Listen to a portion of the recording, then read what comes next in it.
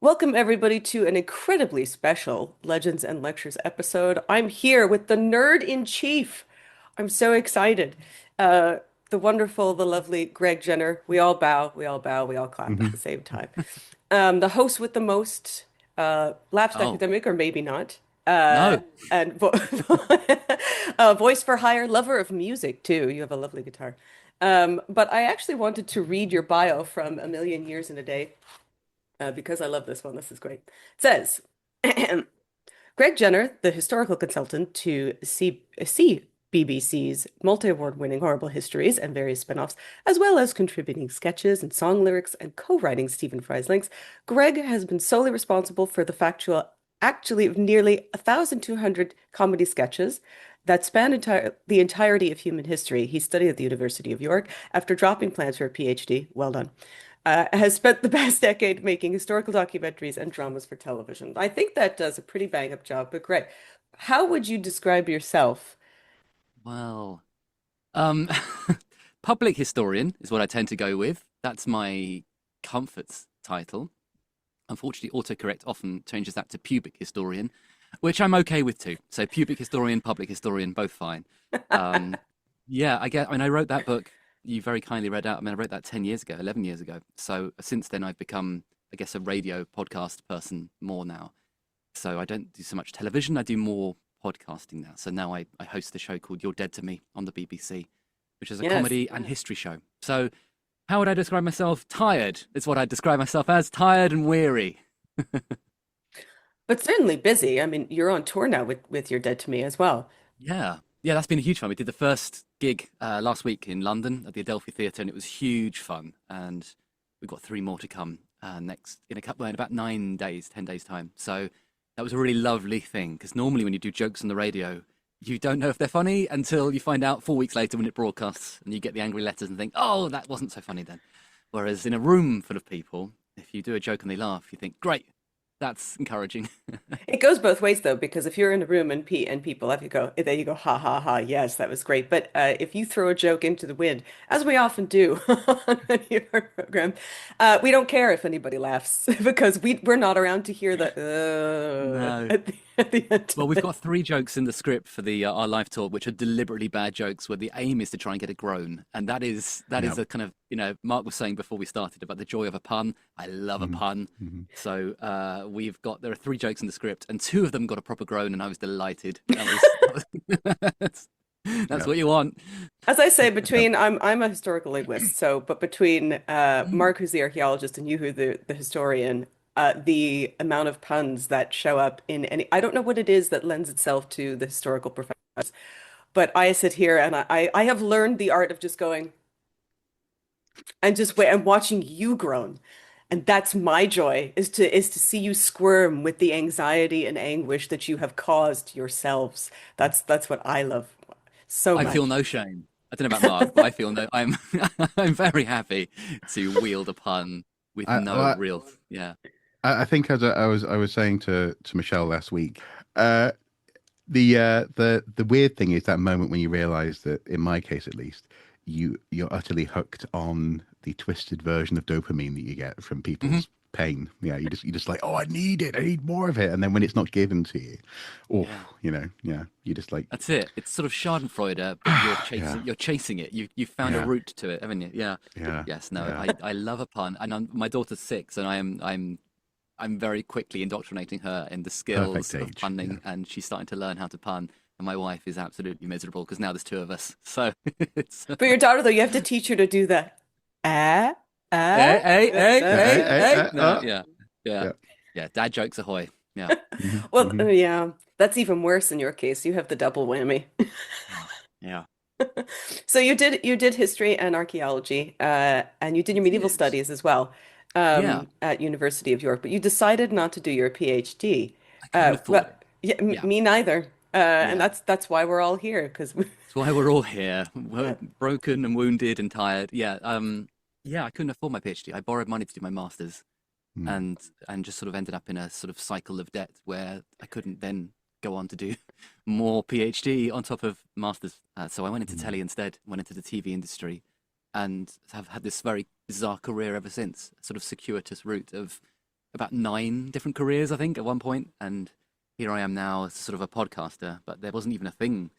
Podcasting didn't exist when I was at university. So yeah, it's a curious one. But I now I'm a fellow of York University where I study, which is lovely. So I do a bit of teaching there, and at Royal Holloway as well, which is a really lovely thing. So I do get a tiny sliver of academic joy. I just get the nice bits. I just get to show up, listen to smart young people suggesting their ideas. I get to go, oh, that's smart. Yeah, that's good. That's interesting. And then I go home again. It's great. You're not responsible for how they do. No Yeah, paperwork, exactly. no admin, no Yep, meetings, yep. no none of that.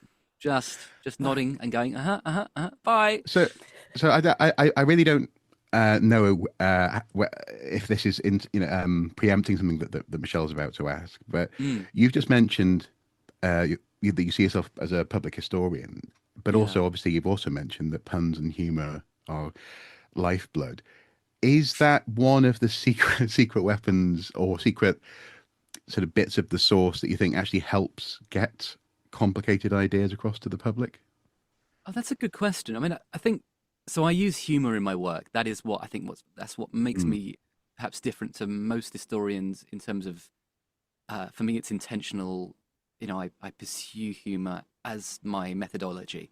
So jokes and levity and sort of linguistic sort of turns of phrase that feel interesting and novel are something I kind of pursue. So in all my book writing, whether it's for children or for adults, when I'm doing podcasts, to a certain extent, less so on television. On TV, I'm not so funny. I don't know why that is. I think there's something innate in my brain that when I sit in front of a camera, I sort of turn into like serious mode almost. But certainly, yeah, jokes are my thing, and puns. I've always done puns my whole life. As a teenager, I was writing stupid sketches and puns and silly comedy songs, and wordplay has always been my first instinct. I can't help it, I think.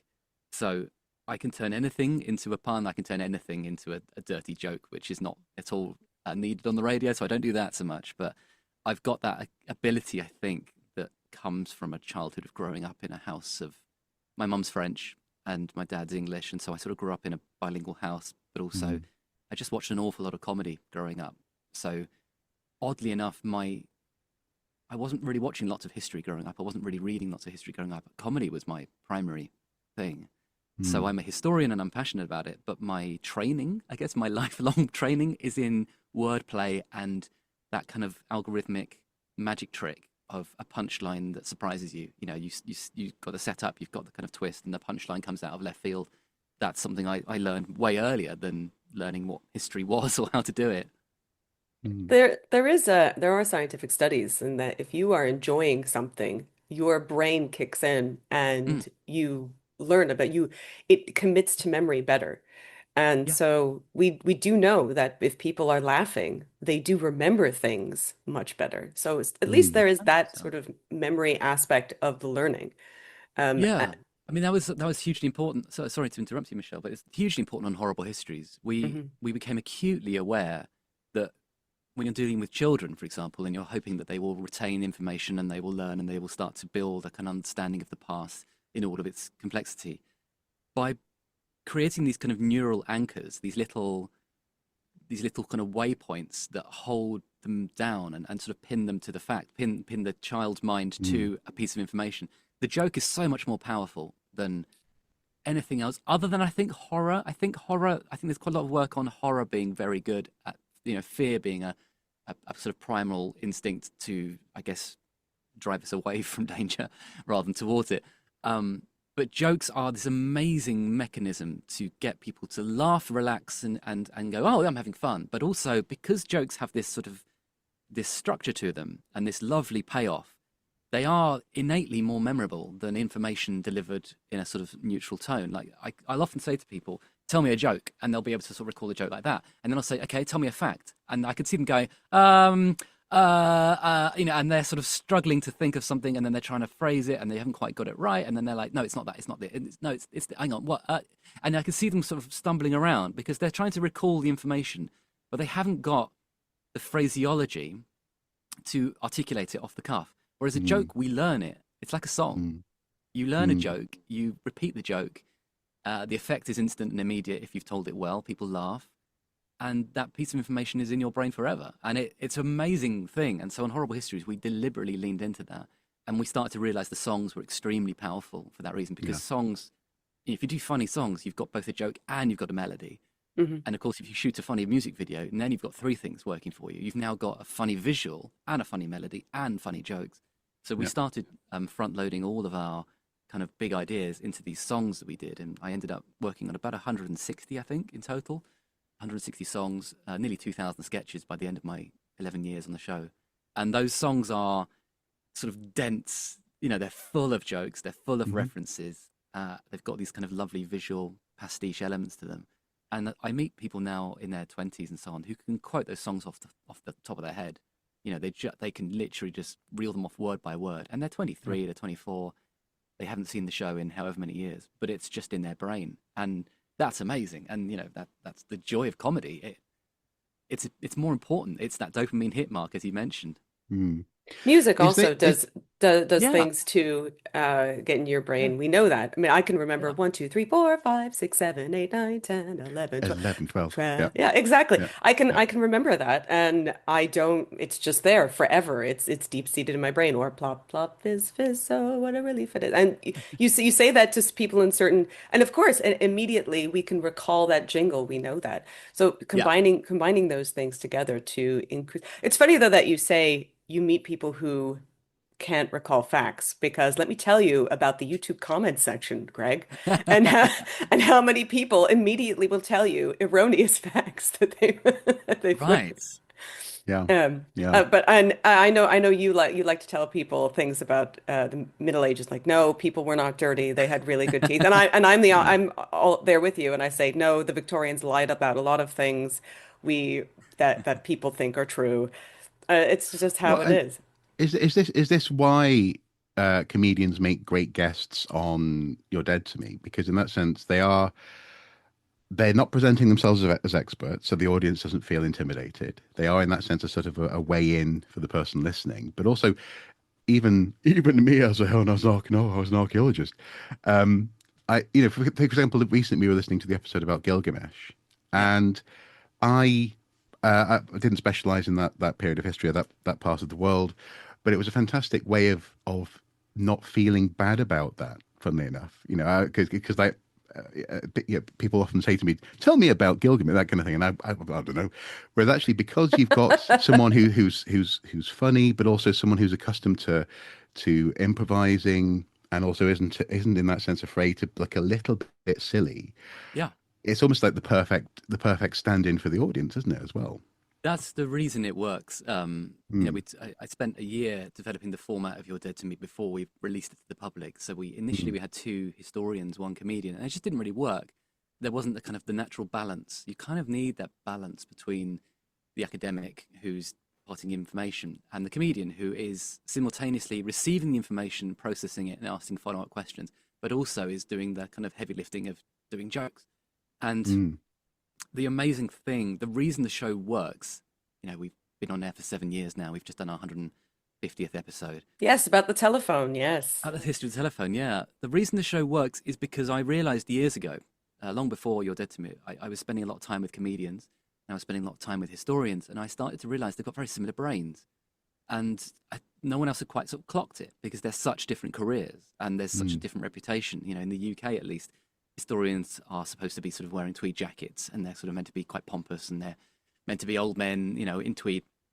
And comedians, of course, are meant to be riotous rebels who are, don't care and don't, whatever.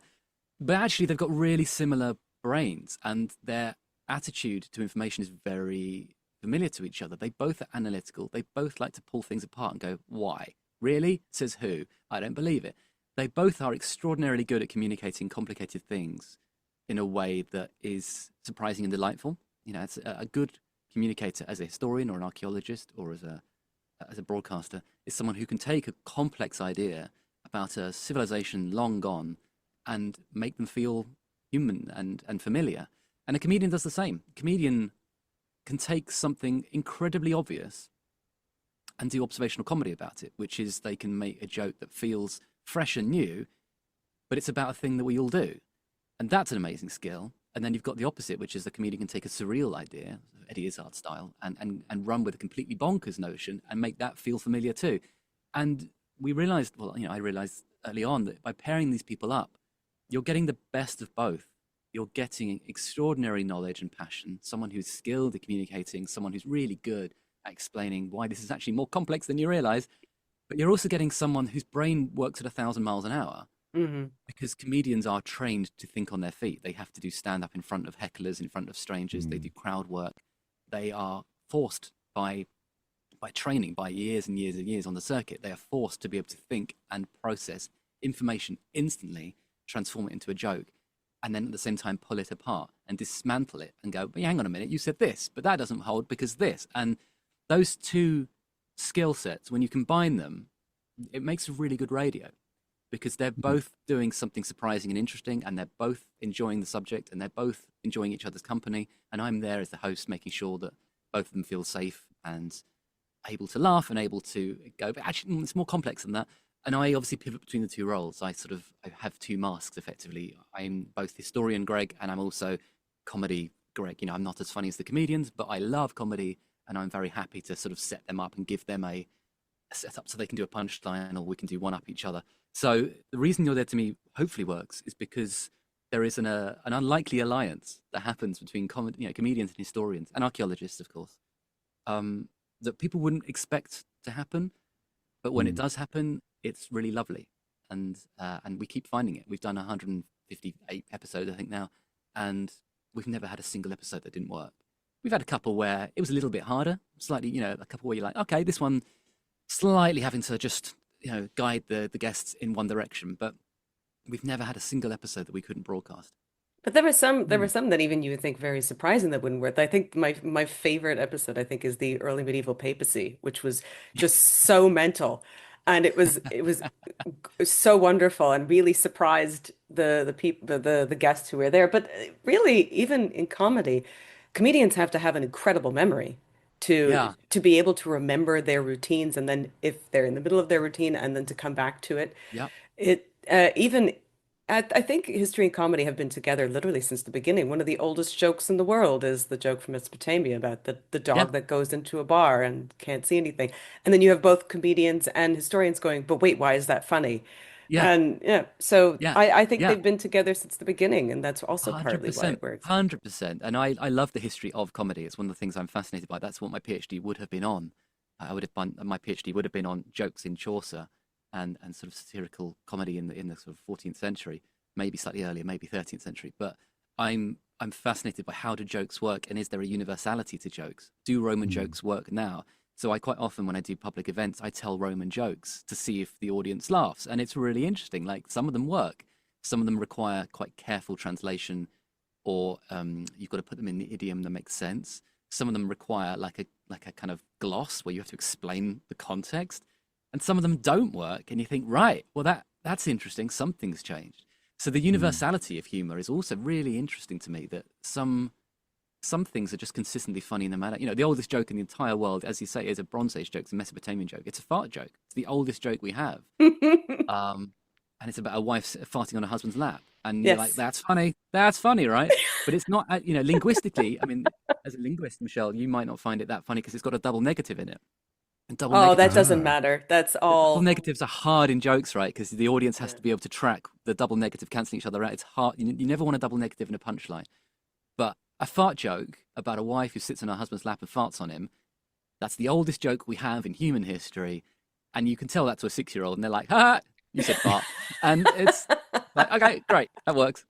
So I love that comedy and history are sort of surprising bedfellows. And, that's my entire career is comedy and history working in tandem. But what's really nice about it is we don't have to dumb down the historians at all.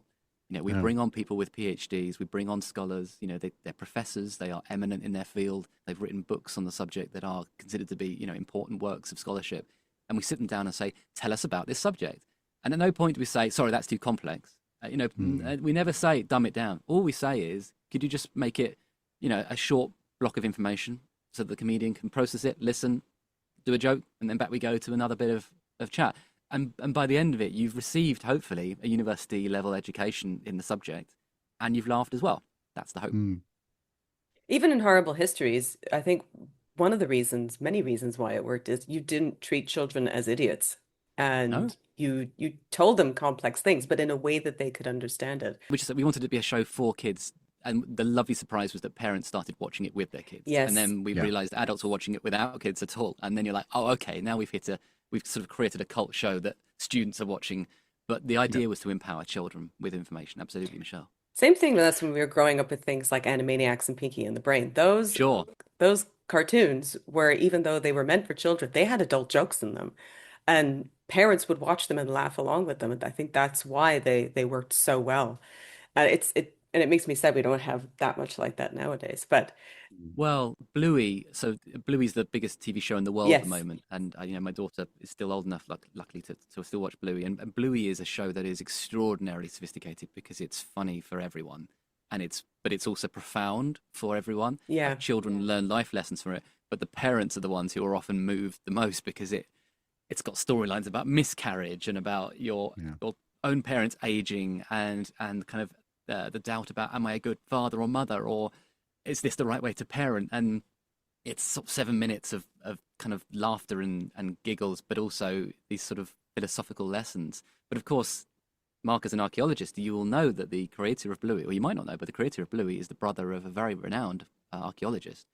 Oh no, So, which one? so the creator of the show is called Joe Brum, and Okay. his brother is Professor Adam Brum, who Yeah, yeah. is a renowned archaeologist who works on Stone Age art in Southeast Asia and recently pushed back the oldest known human art.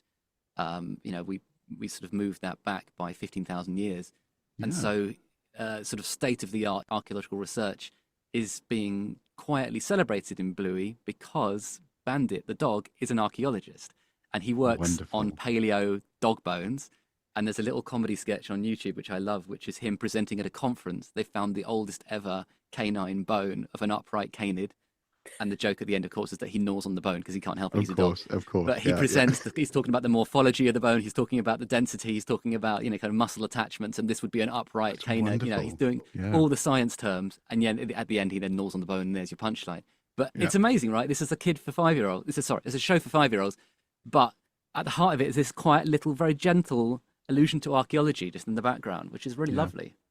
I had Yeah. no idea that they were actually related. That's amazing. Yeah, Yeah. cool, isn't it? That's super cool. Just before we move on, Michelle, one thing that I can say doesn't translate from Roman times all the time It's Nightman is Morris. Nine Men's Morris and board games Big sometimes. Yeah, game. yeah. Just sometimes they can be rough. Yeah. Trying to explain to kids this was fun. Like I'm like, not sure. I'm not convinced. Not convinced. We've talked a lot Yeah. about presenting to people. So, Greg, in your estimation, what makes somebody a public historian? That's a really good question. I think I've struggled sometimes to define what I mean by it. For a long time, I didn't know what to call myself because I didn't feel adequately trained to call myself a historian because I didn't have the PhD. I felt like I wasn't a historian, really. I felt like I hadn't quite got all my grades. So there was a spell where I sort of flip-flopped around and couldn't quite work it out. And then public historian was an American phrase, I think. I think that's certainly where I discovered it. I started using it because it felt like it encapsulated my skill set and my ambitions, which is that I Mm. wanted to do history that was broad and accessible, but sort of, based in scholarship, not just sort of facts and little kind of throwaway little lines, but rather thinking about the past, like conceptualizing it, problematizing it, thinking about what was it like to live in the past and what are the issues that we face as historians or archaeologists or linguists where we are trying to solve questions of like, well, hang on, do we know this is true? Is this just, we've got a very small amount of evidence that's survived and actually that's biasing the record in one direction? So when people say you're a popular historian, I often say, no, I'm a public historian. And the definition I tend to use is that popular history, I think, speaks to it preaches to the choir. I think if you do popular history, you're probably already writing or broadcasting for an audience of people who already like history. They already enjoyed it at school. They may have grown up. They may have studied it at university. Who knows? But that for them is an enjoyable field of sort of leisure, right? They kind of read for fun, they read for pleasure, they listen to podcasts because they like to learn People who about the listen to world. classic FM, for example. Yeah, people Yeah. who are Mm. they're not intimidated or switched off. For Yeah. me, public history needs to go beyond that. Mm. Public history, I believe, needs to find a way to connect with everyone. And history should be for everyone. We should all be able to rejoice and embrace and problematize the past. We should all be able to have an understanding of where our society comes from, why the world is the way it is, why we speak the languages we do, why we eat the foods we do. And I think public history needs to make sure that it's in conversation or in dialogue, or at least within reach of everyone, which for me means children, because that's really important. You've got to start that conversation early so children grow up not intimidated, not scared by the past. And also I think it means grabbing people for whom history was awful at school. They hated it. It was boring and irrelevant. And they're like, why am I learning this nonsense about the Great Reform Act of 1832? Who gives a damn? Like, I just want to go and smoke cigarettes and try and get off with hot people. I'm not remotely interested in the Corn Laws. To which I would sort of say, yeah, okay, I can appreciate that, because I meet so many people who sort of come up to me, maybe I'm doing a book tour or if I'm doing a live event, where they'll come up to me and say, I hated history at school, and I wish I had you as a teacher, which is a sort of compliment. It's nice in some ways, but it makes me sad because it means that they were let down at some point, because it's not that the subject wasn't the issue. The issue was the approach. Like they weren't, they weren't maybe ready for it at that age, or maybe they just weren't given the opportunity for history to be for them. Because there needs to be lots of different ways to do history. If you're going to get everyone, you've got to do lots of different ways. My approach will not work for everyone. Some people find me annoying. That's completely understandable. I am annoying. Some people find me, some people find me flippant or whatever. There needs to be like a multitude of approaches that you can deploy, so that if you have someone who is resistant and says, I don't want to learn about history, I don't care, if my approach doesn't work, that can't be the end of it. You need to then go, no worries, because there's this person over here and they do something completely different. And that might be video games. That might be music. That might be history of sport. It might be the history of fashion. It could be the history of languages. It might be that they are someone whose family story starts in a different continent and they're from a different background culturally, and they've grown up maybe in the UK, but their parents or grandparents have moved here from somewhere else. They may not connect with the Tudors. They might be like, well, I don't really care. It's not really my family story. My family story is something else. To which you might say, okay, let's talk about your family story. Let's find a way in so that you're not switching off the history button altogether. Like, we don't want people to shut down completely and just go, nope, don't do history, not for me. What we want to offer them, I think, is to say, okay, you don't like this bit of history, but that's fine, because here are 37,000 other stories that we can do instead. Well, and that's the thing, is that people often talk about, and I think erroneously, they'll say history is written by the winners. And they tend to forget that actually lots of histories continue in parallel with each other. It's just that often, say, in national curricula or or sort of received wisdom, people will learn certain bullet points almost by rote. And it almost feels as though getting beyond catering for, I suppose, a sense of almost teaching people or talking to people about what they kind of already sort of know. Some of the best history out there is the stuff that actually is surprising. So I mean, very briefly, one of my favorite things to do in a school setting is just to say to the kids, if we're talking about Romans, we're not going to talk about the army until the end. And they go, oh. And when you present to them just how weird Romans actually were, despite the fact that we have this sort of post-Victorian sense of familiarity with them, just how weird actually their day-to-day lives were. With the Roman, so I wrote a book last year or 2 years ago about Roman Britain, and I co-wrote it with a fantastic a Roman historian called Dr. Emma Southern. And the joy of that book was that I learned loads about the Romans, and it sort of revealed to me that I'm a professional historian, and there was loads of stuff I did not know. And when I say I did not know, I meant like complete shock to me, like things I was like, really? We had a British Empire for 10 years. You're like, yeah. There was a guy who had his own brief empire where he split off from the Roman Empire, and he just for a little while, for about 10 years, He had his own empire, and then he was murdered by his accountant. And you're like, okay, great. Did not know that. And so there's this sort of weird lull in British Roman history where for a little while we're not even in the Roman Empire. We've got our own little breakaway empire. And that's funny. That's a funny little thing. And so when I started doing book talks, I'd go around and do talks and public events for kids and their parents. And I have this sort of slideshow and I do a sort of hour-long talk, which is a long time for a child to sit still. An hour. I'm talking at them for 58 minutes or so.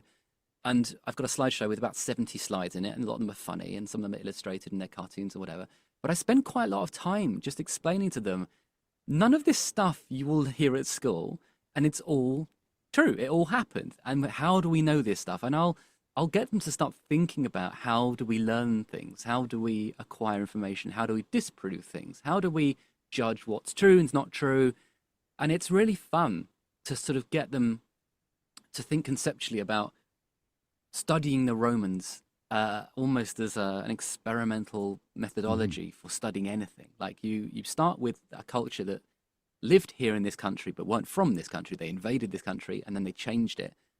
But what were they really like? What did they value? What was successful about them? Why were they successful? Well, they sort of combined two great things: extreme violence and surprising tolerance for religious belief. So like they kind of smash your armies, crush you and enslave some of them, and then they go, all right, we're here now.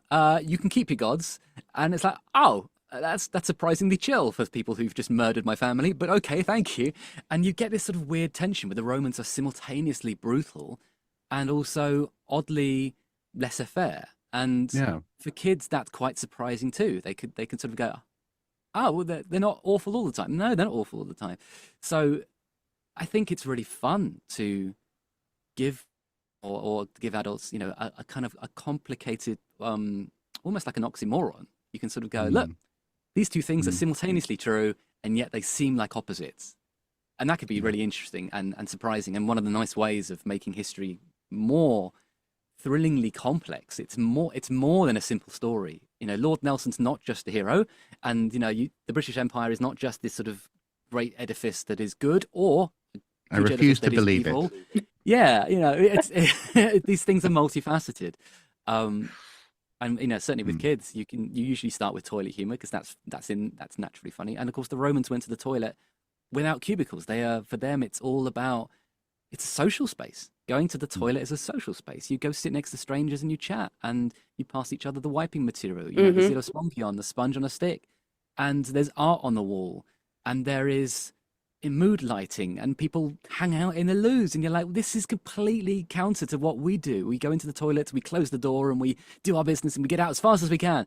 And it's just really interesting. The Romans have a very different attitude to public and private space, and their bodily functions are part of that, and their level of embarrassment is different to ours. And it's just funny to start with toilets, because toilets are universal. Everyone on the planet has to go to the loo. We all have to defecate and urinate or we die. So that's a great starting point for any kind of conversation with a 5-year-old or a 50-year-old. Oh yeah, absolutely. You stand in front of kids and you go, who goes to the bathroom? I do. Yeah, exactly. And they laugh at it. They laugh at farts. They laugh at we. But actually, it's a really good question. When you build the first ever city, the first ever town, the Çatalhöyük in the Neolithic in Turkey, like, where do you put all the poo? Where'd you put it? Yeah. The first big problem, right? Where does it go? What do you do with it? Are you going to recycle it? Are you going to fertilize your fields? Are you going to build with it? Are you going to use it as a building material? Are you going to insulate your walls with it? Are you going to take it far away? Are you going to put it in the water supply? Like, there's all these questions about where does the poo go? Because it's a really important civilizational question. Where does the poo go? Yeah. These are things that unite people. And when I teach kids, I often have kids who they love me the why questions, and I love the why questions. And so one of my students said to me the other day, "Why do we have time zones?" And I said, "That's a wonderful question. Let's talk about Sir Sanford, and let's talk about the things that he did. Let's talk about whether or not he was Canadian. He was Scottish, but there's a whole, because Canada wasn't a country then. But there's a whole the thing that I've discovered, even with my students, is they love history, but they're not learning the things that they want to know. I had a student who had asked, where did writing come from? And so we talked about things like cuneiform. Obviously, we talked about the Phoenician alphabet. And he never learns these things in school. And so Mm. the things that he's curious about are just not covered in the curriculum. And I think that is also, as you were saying before, one of the failings is that we're teaching for standardized tests and we're not teaching Yeah. to curiosity. And I think that the curiosity is where we're failing people because people are Yes, naturally curious and they want they to are. know. They are. And I think that the huge challenge, I often get asked, how would you redesign the school curriculum for children? I Mm. think it's an impossible job. I think it's so difficult because there's too much history. There's just too much. Um, but also, if you do it chronologically, then you aren't really engaging with the ancient world at Hmm. any serious level because your No. 6-year-olds can barely process time at all. So all you're doing Mm. really is just talking about Julius Caesar and the Romans had a Colosseum and they did, they did gladiators and that's it. That's the level you can get to with a 6-year-old. So by definition, you kind of you race through the chronology, and the more sophisticated the child becomes, the more capable they are of bigger thinking and of reading longer books. You're by definition you are assigning more weight and importance to Mm. more modern history, more recent history. So you're saying, right, okay, you're 14 now. Now we can do the 18th century, but you've completely ignored the Roman world, or you've Yeah. ignored the Babylonians, or cuneiform, or the Stone Age, or you've just not taken any kind of interest in ancient China because Hmm. at 7 or 8, you just sort of do it. You do it in a week. You kind of go, yeah, yeah, yeah, Alfred the Great, it's sort of Great Wall of China, bosh, bosh, bosh. Now on to the important stuff. We've got to talk about constitutional government, and Yeah. that's a huge shame. It's a huge shame because a 15-year-old could learn so much thinking about the Greeks, thinking so much about Southeast Asia or the Harappan Indus civilization or Mesoamerica and the Aztecs. And there's the problem with chronologies is as the children get older, Hmm. you're expecting them to think harder, and that means that you create a bias in what it is Mm. they're meant to care about. But also, to a certain extent, you start forcing them to have to care deeply about things they probably don't care about naturally. As they get Mm. towards the 19th century, the 20th century, and you're sort of waving things at them that are, if it is education reform or constitutional this and that, if it's some sort of tariff bill, you're talking about American tariffs or whatever, and free trade versus liberalism versus tariffs versus, it's like, oh, God, I don't care about this stuff when you're 14, 15. Mm. What they care about is the Greek gods who are absolutely mad, and they want to know about how does it work in ancient Rome, like who gets to be senator, how does it work, how do you get power, what are they eating, why are they eating that, what was it like to go to a gladiatorial arena, how Garum, lots of garum. garum sauce, right? Yeah. What's the Everywhere. view Yeah. like when you go to a Greek play? Can you hear all the words, or is it Mm. mostly miming? Like, is why are the plays so long? Do people not get Mm. bored? Like this. There's so many questions they might want to ask, but we Mm. kind of end up going, no, no, you've got to care about this thing over here. And Well, sure, it's important. so, that's one of the ironies about the way that history is taught is that often, I'm sure you must have this on online all the time, as well. This thing of people saying, "Stick in your lane, don't get political," for example. Yeah. And yet, the framework of history teaching, when people are more conscious of what they're learning, is explicitly about national identity and political structures. In a funny sort of way, and also, of course, never mind the fact that no politician on earth doesn't use history Yeah. to reference a glorious past and set out a vision for the future, a Hmm. trajectory in that sense. Um, it's fascinating that, as you say, possibly one of the ways we get of fixing that would be to have some of the more metaphorical, more of the more sort of experimental. Here's a petri dish of prehistory. How would you set up an economy, for example? How would you make a stone tool? A much more creative approach Mm. later in time, and maybe, yeah, don't bombard the kids with Victorian stuff. Yeah. Hmm. You know my feeling. I would just remove all the Victorian things entirely. Yeah. I Green like the Man. No. Victorians. The Victorians they're an intriguing bunch, but but that's the other thing, isn't it? I think what's so funny is that we've all used these phrases like Roman, Victorians, whatever. We've all kind of accepted the kind Hmm. of the Hmm. era that we grew up teaching. But obviously, when you look at them, you kind of go, "What is the Victorian era?" what is it really one era? Is it two eras? In my book, Ask a Historian, I make a kind of ridiculously, sort of deliberately provocative case. I'm like, I don't think there is such a thing as a Victorian era. Because you look at 1837 and you look at 1901, everything has changed. Hmm. The world is different. Like the technology it's moved on immeasurably. And the only thing that's consistent is that one lady's still alive. Queen Victoria is still clinging on. If she dies 17 years earlier, nothing else. It's just such an arbitrary measure.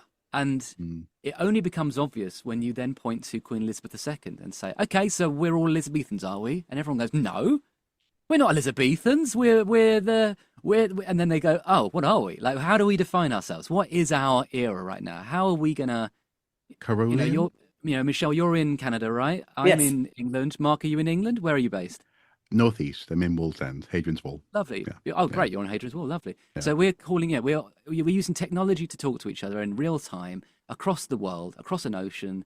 So what is this era then? Is this the technology era? Are we in the internet era? Is this the binary era? Is this the fossil fuel era? Is this the era The of Musk era.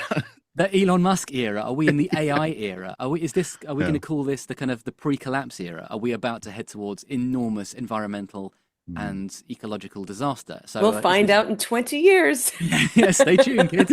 But like when you go to name an era, you realize how incredibly reductive it is to call it the Tudors, who didn't even call themselves Tudors. Yeah, they right? didn't even call themselves that. Yeah, They were exactly. embarrassed by the name. They didn't call themselves Tudors. The Aztecs didn't call themselves Aztecs. The Vikings didn't call themselves Vikings. Nope. The Byzantines didn't say, hi, we're the Byzantines. They're Romans. Nobody called themselves what we call them. And it's really funny how we can walk around. Everyone is on the same page, like, oh, yeah, we know what the Tudors are. But it's a phrase we've all just sort of decided to swallow, but it's not true. And so there's all these sort of things that we internalize when we're kids that they feel like they're kind of permanent edifices of knowledge in our head. And they're not true. And the first time I sort of realized that was when we were doing Horrible Histories, and I would be in the writer's room with all our sort of team of writers, like 20 odd people or so, sat around a table. And I had all these different eras that I had to sort of communicate the history for. Every week we do a different era. And I did a timeline on the wall because I wanted to gauge the general knowledge of the writers to see how good they were. And a couple of them had good knowledge, had studied history at university. Some of them had no idea. And so we did a fun little game. It was a bit like a kind of game show, like higher or lower, sort of Bruce Forsyth style, where I'd be like, okay, I've got all these eras. What's going first? And they'd be like, Stone Age. I'd be like, yes, Stone Age is correct. Okay. But then I'd get to Saxons and Vikings, and I'd say, okay, which one goes first, Saxons or Vikings? And they'd go, and I'd say, and now we get to the Maya. Where does the Maya go? And they'd be like, I've no idea. And they'd put it ancient. They'd put it alongside Egypt. And I go, no, the Maya are medieval. They're alongside, they're over here with Henry VIII. And so, or not quite Henry VIII, slightly earlier, Edward III, I suppose. But they couldn't work out where these overlapping eras went. And I suddenly realized, because they're not separate eras. They're just arbitrary categories we've created to try and make sense of this. I mean, another one that really messes with people is when you realize that Romans are Iron Age people. Right.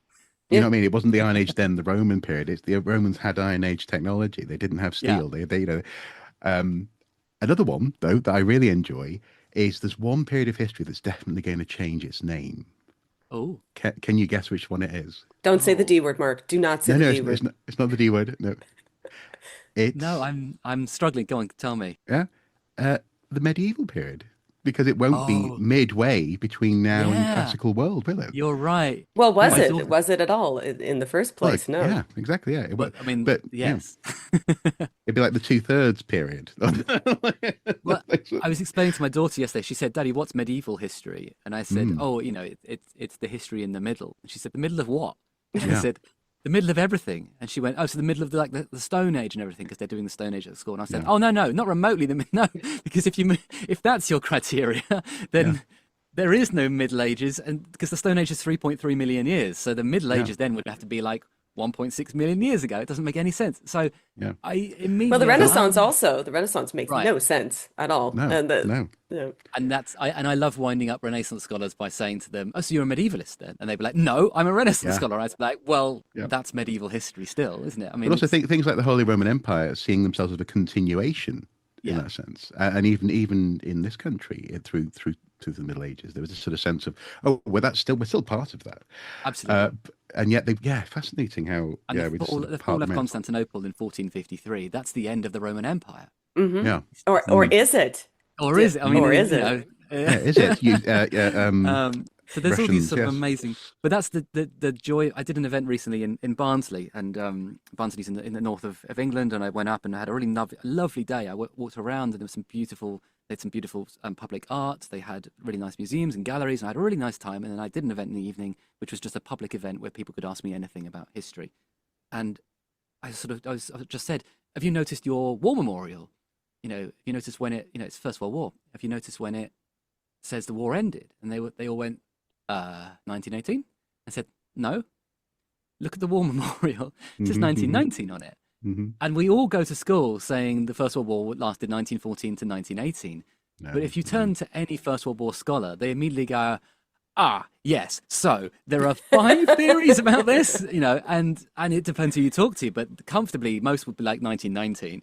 A lot would be like, well, I mean, technically, the U.S. constitutional wartime powers continued until like 1921, I think it is. Hmm. But there are some scholars like Robert Geowath who would argue, well, actually, the First World War just continued in parts of Europe and just carried on, and you just get a The continuation of 20th that century war. war. Yeah. It literally is, and Yeah. it's amazing how you can literally walk past a public monument that says 1914 to 1919 on it, and we all just go 1918. 1918 is when it ended, and we carry around all these false ideas in our head, and part of the joy of being a public historian is sort of going, let's just stop and think about it for a second, because is that true? Are these shorthands useful, do you think? I think they can be. I think obviously they can help us. I mean, as you say, they can be deployed politically, as we know. So you can have both problematized and positive deployments of history. Of course, history is a resource; it's an idea; it belongs to all of us. But it can be weaponized, and it can also be used to undercut racist narratives or difficult narratives. But I think there is something to be said for having these simple versions of history in our head, because it helps us organize a sort of understanding of the world. It's helpful to understand the ancient world versus the modern world, even if the category deployment of when does that end is really difficult to navigate. You go 1453, technically, if you want the end of the Roman Empire, but that's not ancient, is it? That's well into medieval. It's almost early modern. So 476, end of the ancient world? Well, it depends how you feel about late antiquity and Peter Brown, so I don't know. I think And we certainly don't mention Gibbon on this channel. Poor Gibbon. He did his best. He wrote his big book. Did he though? It's like me and Sir James Fraser. Did he really do his best? I Give don't him a think so. chance. Give him a chance. Sorry. It's funny that I keep meeting people who are like, "Why did the Roman Empire fall?" And I'm like, "How long have you got?" Like, I would just answer that with the did it though? Did it though is another question, isn't it? Did it? Is it still with us? But I think Mark, your point, are these shortcuts helpful? I think they probably are. I think we'd struggle to walk around with an endlessly mutable, sophisticated, overlapping hierarchy of information in our heads. I think we sort of need those basic neural anchors, as I said earlier, to sort of just go, yeah, this is, for my sins, I know very little about the history of Canada. So in my head, it's like British French colony, and then independence, and then nothing, and then World War One, and then that's sort of and I'm a public historian. I should know this stuff, and I'm acutely aware of it, and I want to know more about it. I'm gonna do more to read about it. But there are things in my head that are super basic about your country, the place of your birth, and perhaps of your education, and perhaps of your expertise, Michelle. I don't know what you teach particularly, but you know way more about Canada than I do, and that's because you grew up there, right? Well, no, I actually know way more Oh, about Canada than most Canadians do because I had to take the citizenship test. So oh, really? Oh, yeah, so I okay. actually I actually grew up in the States, but I was partially educated here, and Right. so but I did have to take the citizenship test only to discover there is an entire textbook that you need to know about, Yeah. and you have to know your dates, and it's not just about the government, but they force you to learn everything about, and I knew more than most people growing up here knew because again, they had to Mm. learn to take tests. I had to learn the whole breadth of Canadian history, which is a textbook about this big, plus an Yeah. audiobook that goes with it. Wow. And yeah, and it's free online. Anybody, if you want to go to discovercanada.ca, you can Yep, anybody you've is sent me there. Yep, yeah, Yeah. anybody is yep. free to Mark and I did a fake citizenship test to see how much you knew. Actually, if you know a little bit about British history, you'll know a little bit about Right. Canadian history. Sure. Yeah. And as well some French history as Parliament as well. well. Yeah. Yeah, Yeah. exactly how Mm, Parliament works. yeah. It's almost the same. We don't have a House of Lords, haha. But we do have other things. We have a Senate, but the Senate doesn't work the same as the States. It's completely different. It works more like Right. your House of Lords. So I had to learn all of those things, only to discover that most Canadians don't know them. Like Right. most Canadians don't know that Newfoundland was not part of Canada until 1949. It was a separate British entity. Many Canadians don't know that we Mm, have a piece of France here in Canada, that is technically part of France, and it's been part of France since the French Wars. So that's just how it is. Yeah. So we See, we know a lot. We have a lot of those things, but and as well as I said with Sir Sanford, he was born and raised in Scotland. We learned that he is not Canadian, but you probably learned that he is Canadian yeah. because mm. he came over. He came over in the early 1800s when Canada was not a country. It was the province of Canada, which was Upper and Lower Canada, and it didn't exist as a country until 1867. But So. crucially, you Mhm. know what good East Coast pizza is I and what do. good poutine is as well. So you Excuse get me, you Mark. get New Excuse me. York. It's Is it Putin. Putin? Putin. We Putin? don't Putin. commit Sorry, that sin in front sorry. of my I'm sorry. I face. was like, Thank you. Yeah. yeah. Don't You admit benefit Putin. from No. both. Yeah. But that's really interesting that you took the test. You know, I've had friends who've done the UK citizenship test and they've sort of run questions past me. And I've had to go, hang on, give me a second. I know this one, but I've had to like rack in the back of my memory. Because, yeah, some of those questions are like, is this knowledge important? Mm, You know, do I need to know what year the kind of, it's important that I know what year Magna Carta occurred. Well, yeah. Do you, yeah, what maybe. was, because Americans love to, love to Well, talk about what? Magna Carta, but what did Magna Carta really do? Was it really Yeah, important? that's such an interesting question. I mean, Mm. Mark, how do you feel about Magna Carta? I'm going to throw it back at you. Well, I feel quite happy that it happened. No, no. I mean, years ago, I did a week long sort of series of little bits and bobs about Magna Carta, and it is important. But actually, funnily enough, you mentioned that test. One of the weird ones that I remember, a friend of mine came to with this question was, it was a question about in how would you consume public news? I think it was it did it I think it was something along the lines of what year did public news start being broadcast in cinemas, like in essentially like Ah, Nickelodeon type theaters? This is for a mm, citizenship test? Yeah, yeah, and I think it was surprisingly early. It was like I think it might have been the late 1800s. It wasn't even as it wasn't. They were suggesting like the 1930s, and I was like, well, of course, 1930s. That makes sense. mm, No, earlier than But that for but sure. but sometimes the knowledge can be quite, yeah, as you say, extremely niche, and you sort of think, do people really need to know this to be here? But also it's I guess it comes back to that question about the function of history, doesn't it? And this yeah, idea of and that especially we talked about it in the context of curricula. We talked about it in the context of things like the public interacting and having that gateway through comedy. Um, I guess I suppose I always just come to the conclusion that just the more history you know, especially about where you are, the less likely you are to feel the need to get your identity from somewhere else or from someone else or to have it given to you in that sense. Um, just having a sense of how you got here has to be good for you, I guess. No, you Yeah. have, especially Greg, you have that dual background of being both yeah, French and English. Yeah.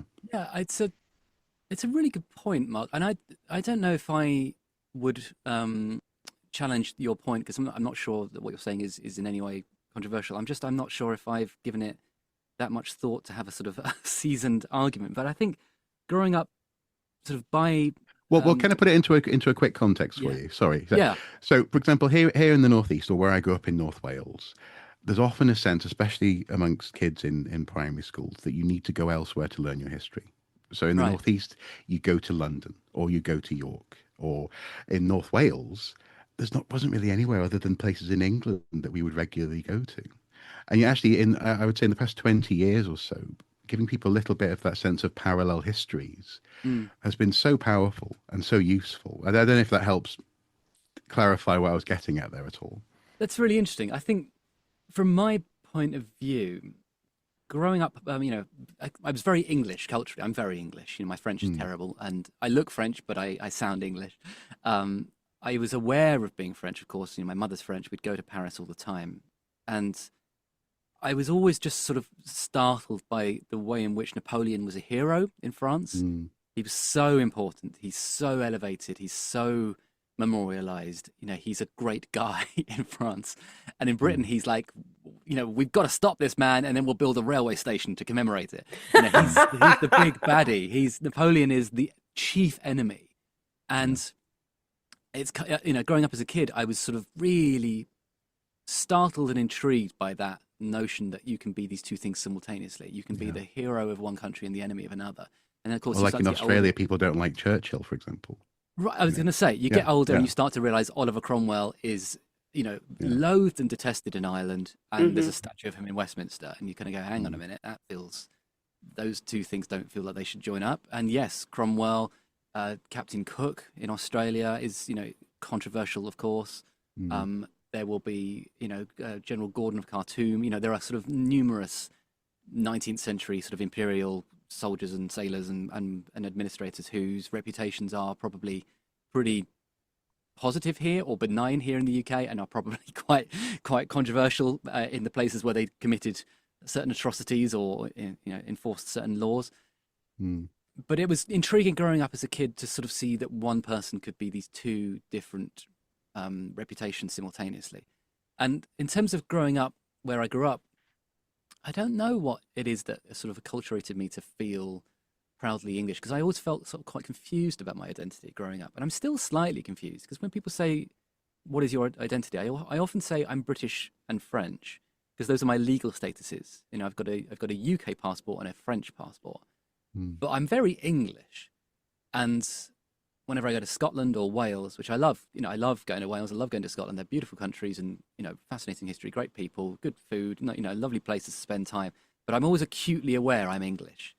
And you kind of go, oh, and you're sort of carrying with you the burden of what Edward I did. There's a notion that you've sort of shown up planning to build a castle in their back garden. And I completely understand that. And if I go to Ireland, it's the same. I completely appreciate if you show up in Ireland as an Englishman, initially people are going to be like a little bit hesitant. They're going to be a little bit cautious because, you may be carrying with you political views or values that they might find pretty challenging or don't align with theirs. And so I'm always quite sensitive whenever I go places to just sort of say, I'm here because I'm a historian. I'm curious and I want to know about what the places I want to go to. Please tell me about your history. And I'm always grateful if I'm given a tour of a museum or if I get to visit somewhere and people will take the time to show me around.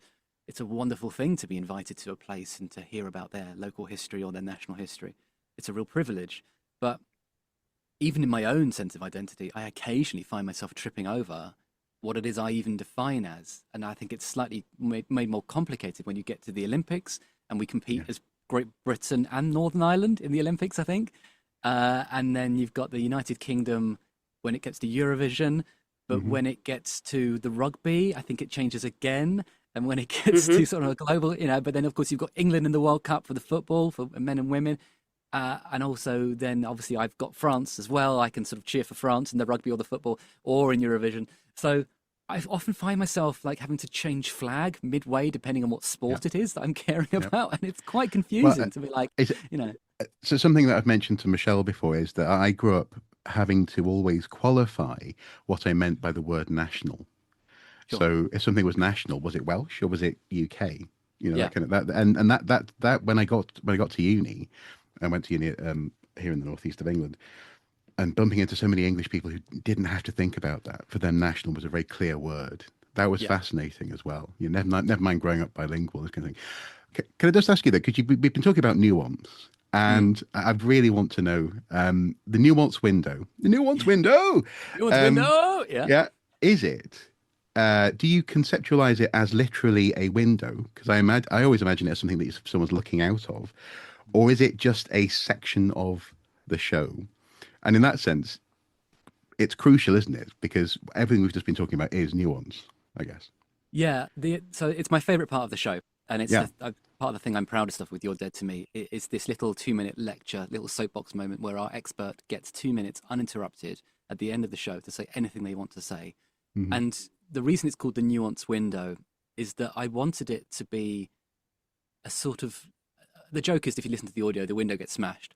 So if you sort of Right. listen, if you listen carefully, the window gets smashed. So the idea is that you're sort of putting a brick through it, Okay. in a way, sort of like you can look through the subject, but you can also smash it. You can also break through. The idea was to allow the academics to empower them to do whatever they wanted with that slot.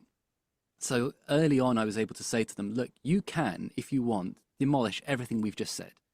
So, and if you listen to the Boudica episode very, very early on in our series, that is One what of our my scholar did. favorites. He Yeah. just went, by the way, Boudica may not have existed.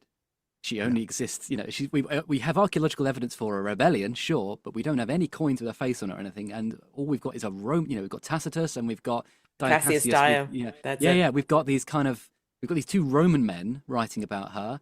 And in many ways, she's very tropic. She feels like a real, like, literary trope character. And she's got these great speeches that feel very familiar to earlier speeches in Roman myth and legend. Is Boudica even real? And having spent 55 minutes talking about the Boudican Revolution, to then have a scholar go, well, maybe this is a thing that doesn't exist. You're like, bloody hell, that's a shocker. And so that was episode 1 that we recorded. And so having started on that foot, I really like that the nuance window allows for a historiographical baseball bat where you can absolutely smash the subject over the head and go, we don't know if these sources are true. We don't know how reliable they are. We don't know if all of these things happened. We don't know if we're assembling. There's that really famous Monty Python sketch that I absolutely love, which is where the museum curators find the shards of an ancient thing and they assemble it into a kind of giant pink elephant. And it's completely wrong. It's completely wrong. Because that's what happens when you find the shards of something and you try and assemble it. You'll It's like assemble that it into first something. dinosaur, isn't it? That weird 100%. one. Yeah. 100%. In Crystal Palace, the first dinosaurs were assembled by people who had some medical anatomical training, and they went, I think dinosaurs look like this. And you're like, they definitely did not look like that. But that's the thing. Like, as historians and archaeologists, as linguists, are we, when we're presented with the shards of evidence left behind to us, often incredibly small little bits of evidence? We often, certainly in the Middle Ages, certainly in the ancient world, for example, you may have a literary corpus, but you might just be, for the Indus Valley civilization, we have no texts at all, right? So it's just archaeology. So you're trying to get to grips with, like, who were these people? What did they believe? Did they have gods? Well, they probably did, but we can't know that. Did they have language? Of course they must have done, but we don't know what it is. What do they eat? Well, we can use isotopic analysis on their bones to sort of go, oh, they ate beef. Okay, that's interesting, because you'd think maybe they perhaps didn't eat beef because of the geography of the area, but no, they ate beef. Okay, fine. So they're beef-eating people. Do they have a kind of? They don't seem to have walls or defensive weapons. They don't seem to have swords. So are they a peacekeeping people? Are they some sort of like golden halcyon civilization with no war, or have we just not found the army camp that's sort of built, buried over there? And you realize actually that you can build up these very glamorous, very sophisticated pictures of a civilization, but are you building it up from 3% of the data? And maybe you've completely drawn a giant pink elephant, as Monty Python have done, or the opposite. Or are we actually really quite good at assembling enough information to piece together what really happened? If we got in a time machine right now, the three of us, and we jump back, would we recognize the scene at 12:15 Magna Carta being?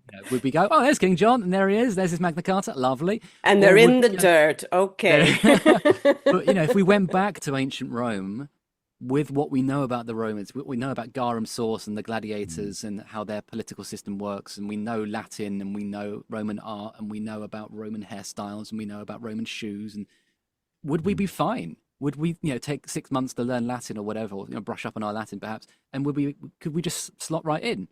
Mm. No idea, no idea, right? This Because it's such a question. this fits in Yeah. perfectly with one of the questions that the audience asked. Somebody wanted to ask you, Greg, what is the one thing from history that we don't know enough about that you would like to learn about? Oh, one thing I've got about 3,000 things Good, I go want for to. it. 3,000 things. Um, Uh, so many. There's so many. While you're I thinking, to answer your question, I get a lot of Yeah, people who ask me, what does Yule mean? And I go, we don't know.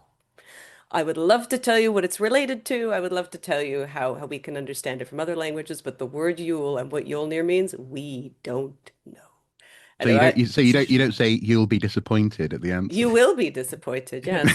yeah, I had another student the other day who asked me, what does the word Phoenician mean? Why are they called the Phoenicians? And yeah, I said, that's a great question. I can't answer that for you, yeah, and nobody Mm. can.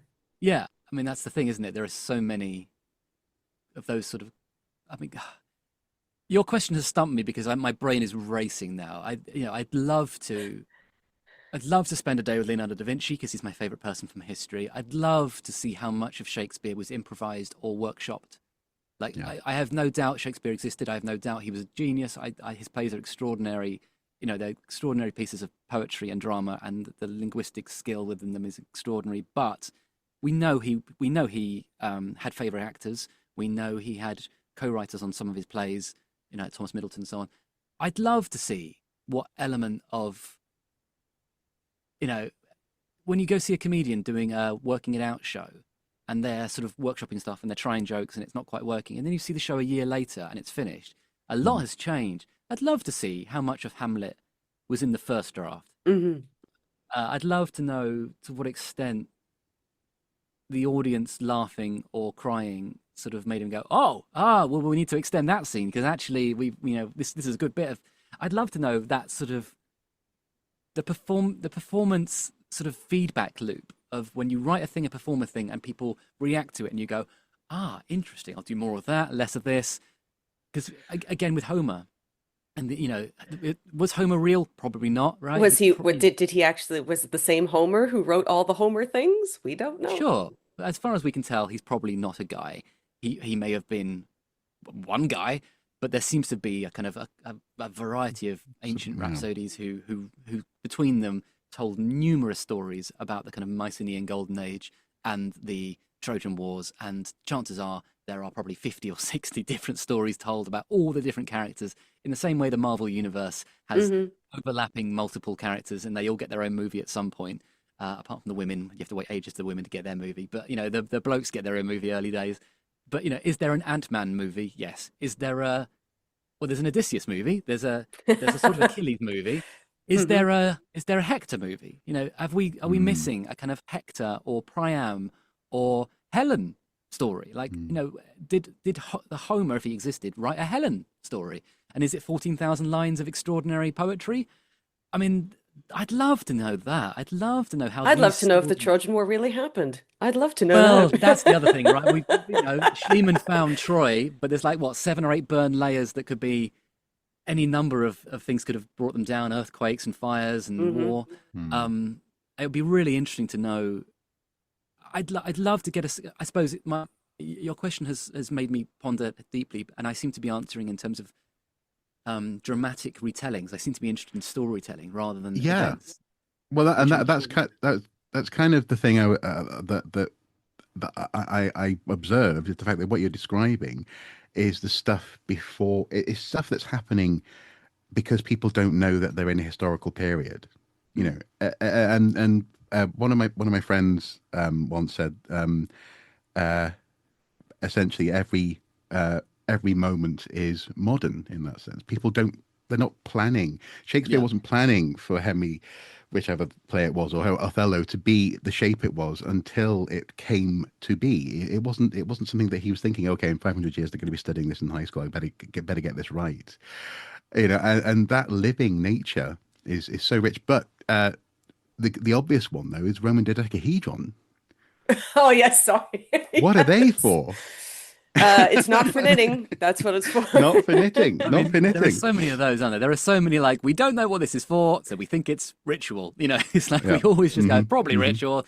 Yeah, I mean, of Mm. course, there are a million questions. I'd love to know the sheer logistics of how the Colosseum filled up and like the Mm. crowd control element. I'd love to know because you go to a major football match on a Saturday and 64,000 people pile in, and that is some serious logistical challenges. Like you've got to get that many people into a building, and it's got to be safe, and they've got to get out safely again.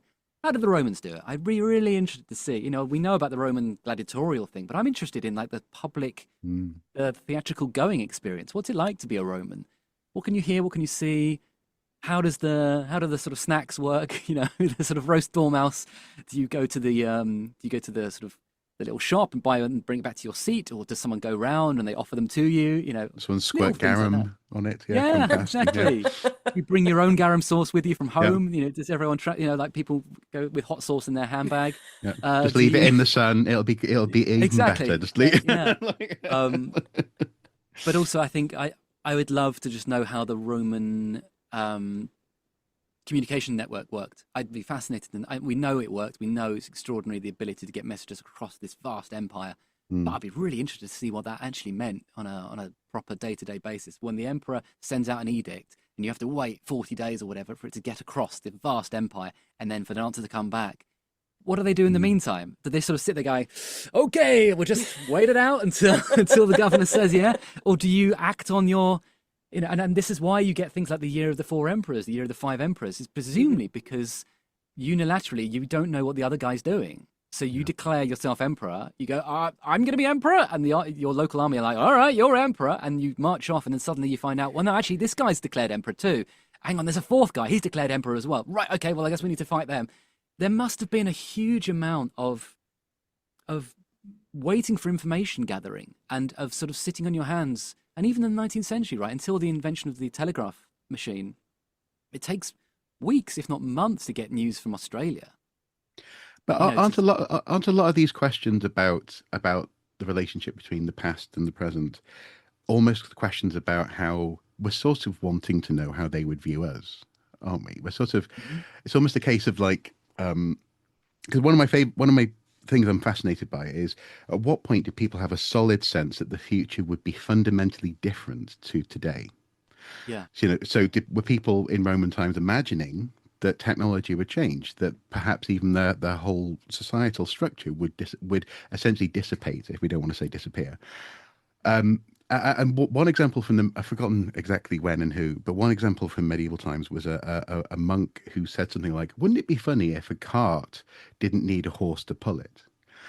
And it's interesting how, I mean, you mentioned the telegram, but yeah, I think with post-industrialization, we've all become accustomed to the rate of change and the expectation that the future will be different, whether it's medicine or technology or as you say, communication.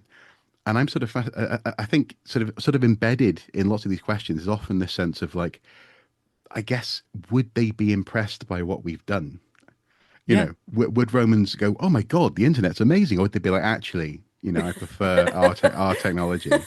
Um, you know, Yeah, what it's a you really get an instant answer? That's you ridiculous. do, you do. Like, I mean, our expert for we did our episode on the history of the telephone, so the Mhm. 150th anniversary episode, and our expert, Professor Johan Rees Morris, who's a historian of science and technology, he was sort of saying in the episode, the Victorians invent the idea of the future, that mm, they're the first civilization to actually start imagining and even romanticizing a possibility whereby new novel technologies will come along and transform, and that they're sort of imagining telephones and televisions, and they're imagining flying cars, and they're imagining trips to the moon, and that is true in many ways, in that they did it at large. But of course, we do know about early examples where people had pondered and wondered, like your monk. mm, We do of course have Roman writers looking at the possibility of flying to the moon. Yeah, That's a sort of, Leonardo da mm. Vinci thinking you've of got his Leonardo da Vinci, machine. who's yeah, and so it's a really interesting question. I'd love to do an episode on what did the future look like in the past. The history of the Yeah, future is an amazing concept. yeah, But it's very hard to research because you kind of need to look everywhere to sort of figure out who's doing what. But certainly by the 19th century, we start to get this really clear thing, and it becomes a very known trope in newspapers. You start to see in mm, 19th century newspapers these articles about what the future will look like. and it becomes more and more common. And now we see it all the time, and you'll quite often see kind of modern press releases about like in the future humans won't have hands, or whatever. We'll all just use telepathy to talk to our computers, and we'll evolve to have bigger buttocks because we sit down all day on computer, chairs, and we don't work anymore. And you kind of go, I don't know if that's true, but it's really interesting. What would I like to know about the past? I think I'm drawn to stories of people working together. I'm not a political historian, so I'm not particularly interested in great man theory. I don't tend to want to know what Julius Caesar thought when he crossed the Rubicon. I'm much more interested in the lives of ordinary people and what it was like on a day-to-day basis to be alive in the 3rd century, or to experience something as terrifying as an invasion or a plague, or I don't want to. We've lived through our own plague. It's horrible, and we're living through a time of war now, which is horrible. So I don't want to experience that. But I suppose I'm interested what it was like to live amongst others and to be part of society in a world that's not like our own. That's what I'm drawn to most, I think. And the storytelling element, I think, comes off the back of that. I'm really interested in how do storytellers romanticize and mythologize, but also try to empathize with or understand the events of the past by sort of turning them into these narratives or these versions of the past that everyone can sort of agree on. And I'm sort of drawn to that, and I wrote a book on the history of celebrity culture as well, which was also really exciting and interesting and challenging. It took me 4 years to write because it was such a big subject, and I was also really intrigued at that, to find that celebrity culture was already up and running in 1710, and that sort of threw me a bit, and it took me a long time to be confident in my findings before I was willing to sort of put my name on the front of the book and go, yeah, I believe this, because it felt so early. I'd love to know, am I wrong? I'd love to go back into the ancient Roman world and go, oh, no, this feels like celebrity here too. At the moment, I don't think it is. At the moment, I think it's fame, which is linguistically similar, but not the same thing as celebrity. Not the same. Doesn't have the commercial economy. But I would be fascinated to go back and see, is Diocles the charioteer, is he a celebrity? And I've got it wrong. Am I just looking at the wrong things, or is the lack of data has led me down the wrong avenue? There's so many things. I'm super aware of how wrong I am about most things, probably. And I spend most of The best people are. No, and if you're not, don't worry. Somebody on the internet will tell you. yeah.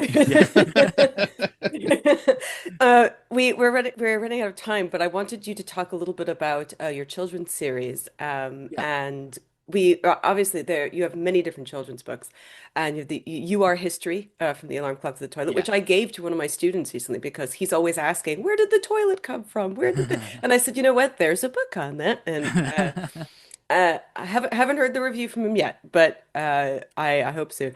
But Fingers crossed. the Totally Chaotic History series. So first we have ancient Egypt, and then Roman Britain, and then the Stone Age, and soon to be the Greek one, right? Yeah, ancient Greece. Yeah, that's the And 4th in the series. Yeah. tell us about that series and why it's so important. They've been so fun to do. I co-write them with experts, which has been joyous. It's so nice to work with other people whose knowledge vastly eclipses my own, because it means that I get to shift role a little bit. I get to be funny and get to be a storyteller, and they get to ensure the information is true. So I can sort of change my responsibilities a bit to be a bit more silly and a bit more playful, which when you're doing things for kids is great, because it means I get to be the clown. And because we're in constant dialogue, both in writing the book and actually in the book, I'm the storyteller in the book series, but the expert keeps marking my homework and correcting me and circling bits and going, that's not true. No, not like this. No, that's wrong. Yeah. So the nice thing about it is that in some ways, it mirrors the historiographical process of peer review. So kids, when they read the book, although it's funny, although it's going at 100 miles an hour, it's a sort of, the book's called Totally Chaotic History. The idea is that we start at the beginning of the story and we get to the end and we just don't stop. And so things keep happening. And the joke is that I'm always I'm caught by surprise. I don't know what's coming next. And so I'm thrown. And so suddenly there's a war, so there's a revolution, suddenly the king's dead. And my expert co-writer does know, and they've got modern knowledge. So the nice thing about that is that I get to be the storyteller who is living at 100 miles an hour and freaking out every time something goes wrong. We've got a little machine called the chaos meter, which is like a Geiger counter for chaos.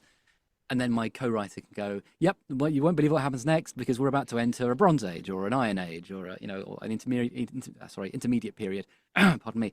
And so the lovely thing about these books is that they get to be funny, which hopefully means that they're accessible to kids, aged about 8 up. But I'm also co-writing them with scholars, and so a lot of children's books are good at being accessible because it's a real skill, right, for kids. But often when you read them, the knowledge within them is sometimes a little bit out of date. These aren't necessarily scholars. They aren't necessarily people who are sort of keeping up with the new discoveries, new research, new theories. When you work with scholars, of course, you've got the brand new research, brand new discoveries, brand new theories. So it's really nice is to do a series of books that simultaneously, hopefully, entertains and provides a sort of madcap Animaniac style energy for 8-year-olds, where you're like racing through 2,000, 3,000 years of history at a go sometimes. The Egypt book was 4,500 years we covered. The Stone Age book was 3.5 million years in 150 pages. But at the same time, we stop every now and then, and the academic goes, right, you need to know about this, so let me just explain what this is. And in the Stone Age book, my academic was Dr. Brenna Hassett, who's a fantastic historian, archaeologist, and a specialist in. She's sort of a scientist, really. She's an archaeologist, but her PhD was in teeth, the science of teeth.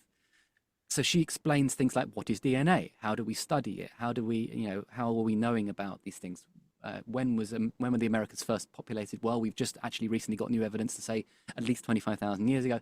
So it's really cool to do a book with a scientist, which was a change of gear for me, to have someone putting in scientific concepts into the book, explaining what is evolution, what drives evolution.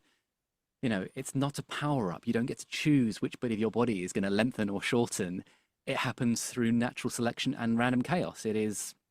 Often it's driven by climate change. That's the sort of primary driver in the Stone Age, is climate change forces animals to adapt or die.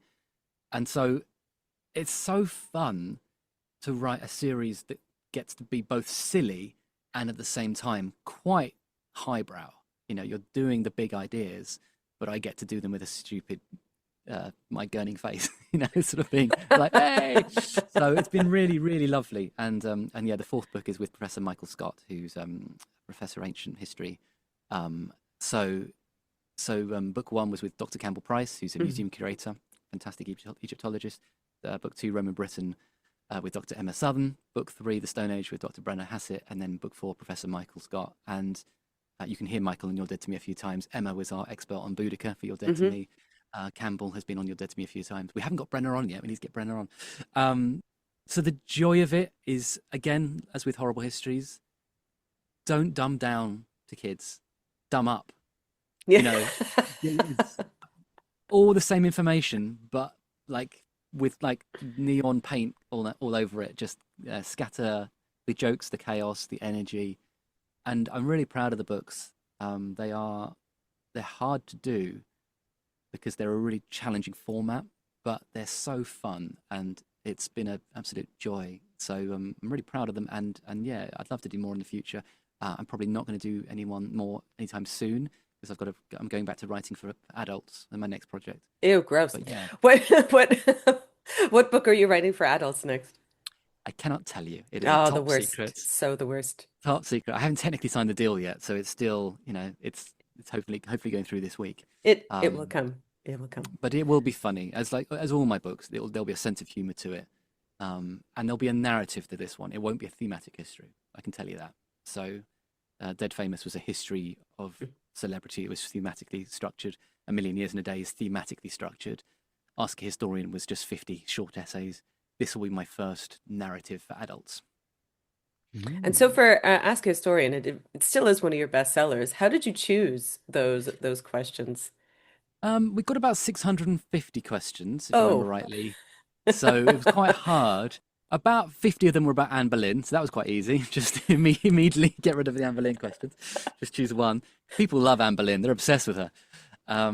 Because we on the podcast we have a no Nazis, no Tudors policy on You're Dead to Me because people are so obsessed with World War II and the Tudors, so we don't do that. But then it became a question of trying to organise them into a theme. I wanted to make sure that there were sort of organising themes, so I started to sort of try to bunch the questions. So if there were sort of 5 on food history, 5 on pop culture and history, if there were 5 on technology, 5 on language and linguistics, 5 on global history, Africa, China, India, 5 on kind of military history. I think someone asked me how did knights go to the toilet in suits of armor. Like it's a classic. It's a question I wanted to know when I was 10, and it was a joy to answer. Can opener. Yeah. Yes, having just watched the Knight of the Seven Kingdoms, the Game of Thrones spin-off, there's a fair amount of suits of armor questions in that, and I was like, oh yeah, that's a good point. But yeah, trying to find an organizing principle, because when you get that many questions in, obviously you can sort of just go, oh, there's too many to answer. In order to write a good book, I think there needs to be a raison d'etre for them. So I chose the ones I could answer straight away, because that's nice, and I chose the ones that are the hardest to answer because I thought that would be a challenge. And the ones that were sort of fairly easy to answer, I sort of sometimes went, I don't need to do that one, because someone can probably Google that. So I found myself choosing the things that I care about most because they're my passion projects, and the things that I'm very daunted by because I thought it'd be exciting to push myself. And I often found myself having to ask a historian so I could write my book, Ask a Historian. So I often was getting expert advice from other scholars on, so someone asked, how accurate was the Flintstones in representing the Stone Age? And I was like, that's a good question. So I spoke to Dr. Rebecca Ragg-Sykes, who's a brilliant Neanderthals expert. Yeah. And wrote a fantastic book called Kindred, and she was our Neanderthals expert on You're Dead to Me. I sort of wrote to her, and she and I watched an episode of Flintstones on YouTube, and we sort of went through it, and it was fascinating. She kept stopping and going, that's true, and that's accurate. Yeah, they wouldn't do that. No, they didn't drive cars. They didn't have dinosaur pets, but there were these really interesting things that kept popping up that she was able to go, well, obviously that's a joke, and it was really exciting to sort of see the wheels turning in her brain, because this was someone who just knows it inside out, who was able to sort of look at a very silly 1960s sitcom cartoon about a family with pet dinosaurs, but actually to go, no, that's kind of accurate, and it was really, that was fun to witness that. I love that book. I love the question of what was the first Monday. And the correct answer is Yes, that Mondays were invented by Big Work to sell more weekend. That's that's it. Who invented the first Monday? That stumped me for ages. that's a great one. I was reeling for ages to like, how do I answer this? Because it's like such a difficult question. But I started to sort of realize that actually the history of the days of the week is really interesting. The history of Yeah. the working week is interesting. The history of the weekend is a fascinating 19th century invention. Hmm. As you say, it's all to do with, What is a weekend? Yes. yeah, yeah. What is the weekend? But yeah, what was the first Monday? Really, really good question. And it's the kind of thing you go, I'll get back to you on that. give me a month. I loved answering that one. I really liked answering the one about who was the richest person in history, because that's a challenging one, because currency rates fluctuate. Inflation is obviously very difficult to calculate, and also it's really hard to know what level of personal income a Roman emperor would have as opposed to state income. So Augustus Caesar, unbelievably wealthy. Did he access that money himself directly as Unbelievably emperor? indebted. Yeah. Yeah, Yeah. to what extent is it the Roman state that has that we wouldn't say, you wouldn't say Keir Starmer is the richest man in Britain, but I suppose in theory he could deploy $1 trillion, well, £1 trillion worth of debt if he wanted to tomorrow. Maybe not tomorrow. I mean, but it's an intriguing question. So I enjoyed that one. That was challenging. Was it and Mansa Musa? Mansa Musa was one of my answers. Mansa Musa okay. is Okay. because Mansa Musa is famously the Malian sultan who kind of arrived into Egypt and gave so much gold that he crashed the economy, Yeah. because he was so generous that all money lost value because suddenly everyone had like just gold, and so you'd go to the shops and be like, I have gold, and the shopkeeper would be like, I have gold. Everyone has gold, and so suddenly it's like, oh, we've all got gold, so actually nothing's worth anything anymore. That's quite funny. So yes, Mansa Musa was one of them. Obviously the Vanderbilts, Rockefellers are up there. And there was another one. My agent, I later discovered it was my agent who asked this. This was so hard, but there are 54 countries in Africa. How did they get their boundaries? Was his question.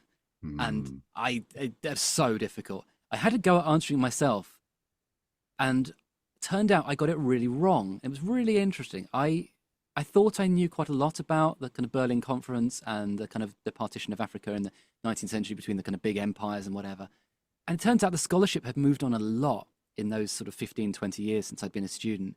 And so I ended up contacting a really brilliant expert who very kindly took the time to, give me a reading list, talk through with me, and went through my draft and sort of just pointed out all the places I'd sort of gone wrong. That was a really fantastic case study of, as I say, I'm acutely aware of how much I don't know. And in that particular instance, I thought maybe I could answer it. And when I actually showed it to an expert, they went, "Oh, no, no, no, no, no. We have changed our mind on this enormously in the past 20 years.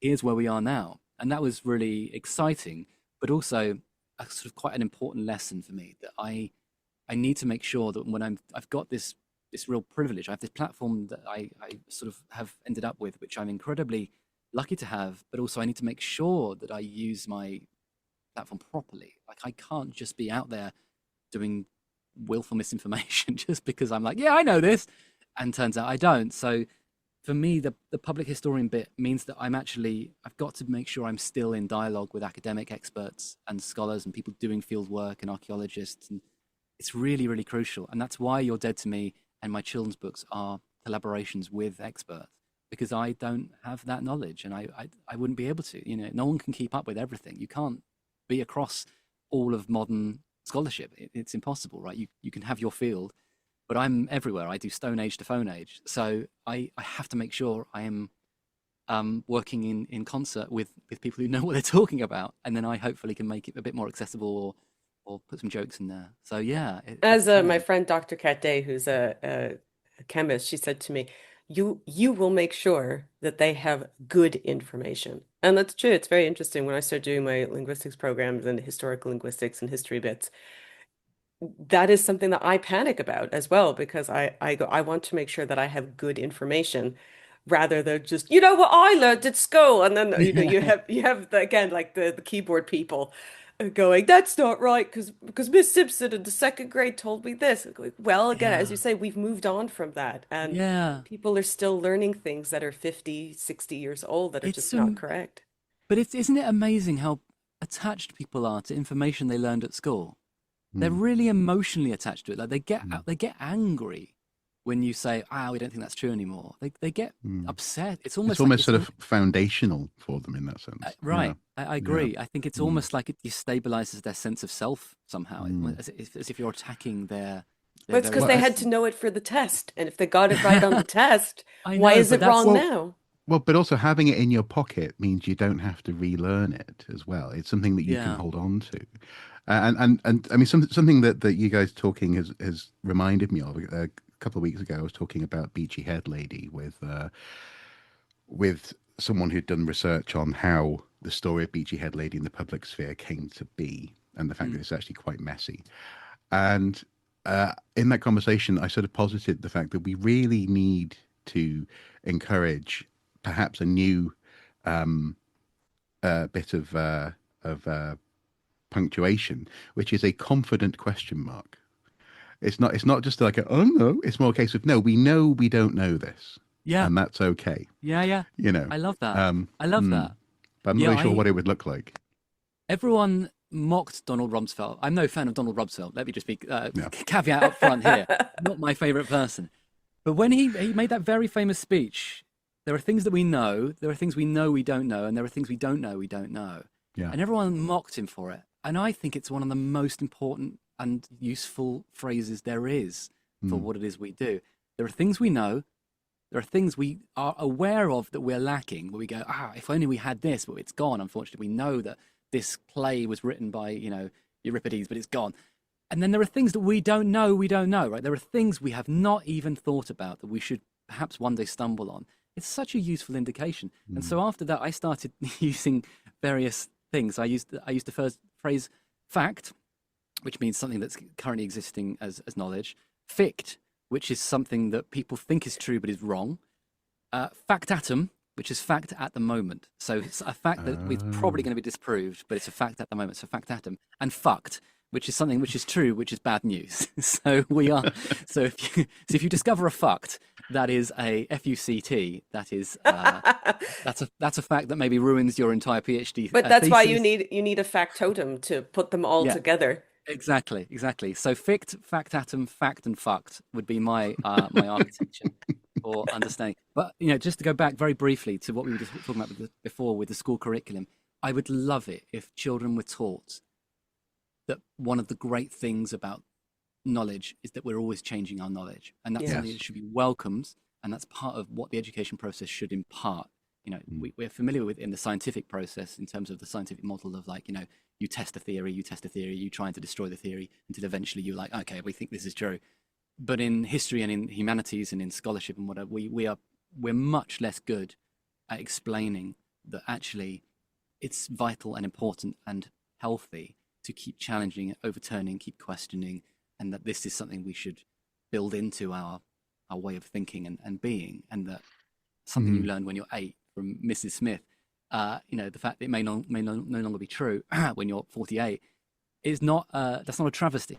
That in some ways that's probably a good thing, that it may not hold true. So I'd love for that to be folded into the curriculum somewhere to make sure that kids grow up falling in love with the notion that knowledge changes and asking questions is good, and that we should welcome doubt. Is there anything else that you would like people besides the You're Dead to Me tour, which is happening right now, and It is happening right now, the next show is April 9th, I believe. In Cardiff, yes. Yeah. Yep. So get tickets if you're anywhere near there. I'm sorry, I'm not anywhere near there. Please do You're Dead to Me world tour so I can actually show up to these things. And yes. and is In there Cardiff, anything? Edinburgh, and Manchester. So you're not near any of those, are you, Michelle? That's a shame. Okay, No. sorry. In my heart. Thank you. Yes. The No, Commonwealth tells me I'm close, but not actually. yeah, the only other thing to mention, I suppose, just over Christmas time, we did a children's podcast on the BBC for kids on the BBC. It was really good fun. It was called Dead Funny History. Yes. And it was based on an existing series we made during the pandemic called Homeschool History. Yes. So Dead Funny History was a deliberate attempt to retool Your Dead to Me episodes for children. So we took the scholars from those episodes, we took the research that they gave us, we rewrote it as funny little 15-minute radio kind of comedy skits with me narrating, where the person from history that we were talking about would sometimes argue with me. So I'd be arguing with Ramesses the Great and so on. Yeah. And so No, I that's sort of didn't. little, Yeah. yeah, exactly. And so I'd say he wasn't that great, and Ramesses would be like, "What? Yes, How I dare was. you?" Yes. So that was a fun little thing. And so if you've got kids of that age, they may like my books, the Totally Chaotic books. They might like them in audiobook and whatever. But if they want short, sharp, funny little podcasts that are based on research by scholars with PhDs, but with me doing stupid voices and very funny actors doing funny voices and funny jokes, that's on the BBC.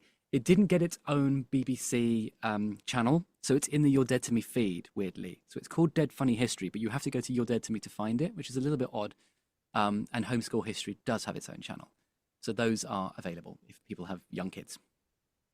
Anything else you want to point people to that you would, but besides this is my favorite book that you've done, which is A Million Years Is in a it? Day. That's nice. As you can see, I have annotated. And so this one, if you're not sure what to get, I highly recommend this one because even though I do love the Ask a Historian one, and some of the questions are really profound and incredible, Yeah. and but this one I love because of the way that it's structured. It's every maybe 5 or 10 minutes, kind of a day, but it's how things would have been done throughout history in the morning, and then oh well, what does that mean to be have a morning? What does it mean to what do you do at 9? Is it law? Is it complex? What's going on here? And all through history, the time is set up in very specific ways, which I think is very interesting. And as the kids say, oh, it's highly readable. So I think for people who are like, oh, I don't want an academic book, but you really want to as you say, from the Stone Age to the Phone Age. If you really want to learn about things in a very eclectic kind of way, I highly recommend A Million Years in a Yeah, Day. it's my first book. I wrote it a long time ago. We're actually going to hopefully reissue it next year. I'm going to do an update on it, hopefully, and give it a new introduction and add some new case studies in and change the cover. I think because the idea is to sort of bring it up to date. Because as we say, over the 13 years or so that I started writing it, I think new things have been discovered. I might hopefully be putting that back out there. But yes, A Million Years in a Day is about the history of daily life, and it's about trying to be accessible for everyone. Dead Funny History is real fun to do. Dead Famous is the book that I'm proudest of because it took 4 years and it was an absolute nightmare to research.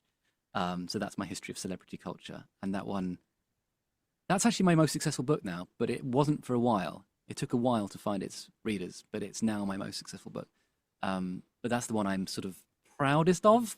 But I think it's a little bit more highbrow. It's a little bit more academic. A Million Years in a Day is basically toilets and lunch and breakfast and pets and You the say that, history but of. you do go into some very interesting things that Yeah, maybe people I try wouldn't have to. thought of.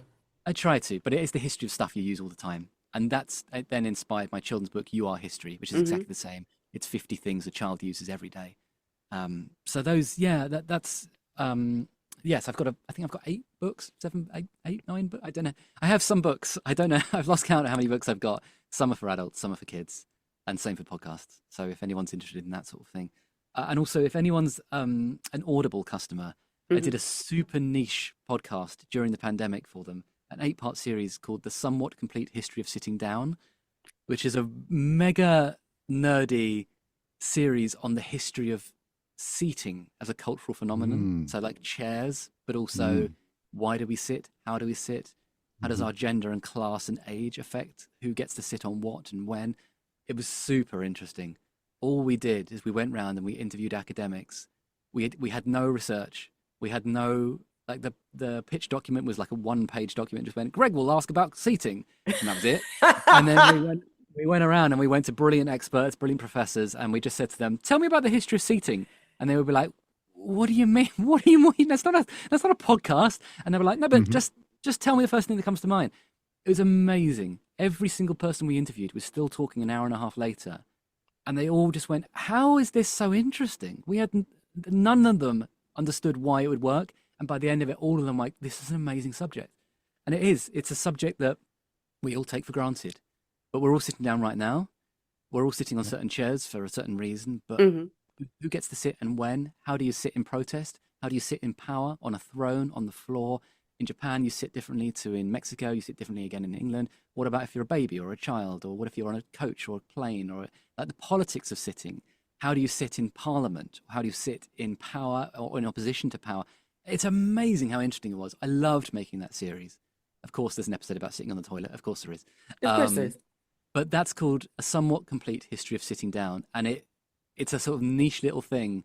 I'm really proud of it because I learned so much, and it was a really interesting lesson in you can turn your attention to the most random thing, take it seriously, and you can find yourself spending 8 hours talking about it. And if you do that for everything in your life, everything's got a story, and that was really lovely because it told me to have confidence in my belief that social history is the best because it's the stuff that we all use and we care about.